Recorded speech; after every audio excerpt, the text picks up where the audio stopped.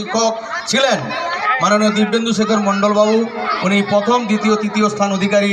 তাদের হাতে হাততালি দিন, তবে করতালি শিশুদেরকে এইভাবে এগিয়ে নিয়ে যেতে হবে।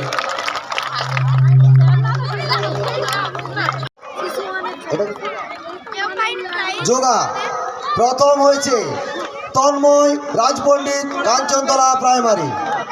দ্বিতীয় মৌলিক কর, সিন্নিবাড় এসএসকে। তৃতীয় রাজদীপ পাল, মাঠ মগরা এসএসকে। বালক আলিমুল আলী, আলিমুল আলী দুই কারো কাছে আছে,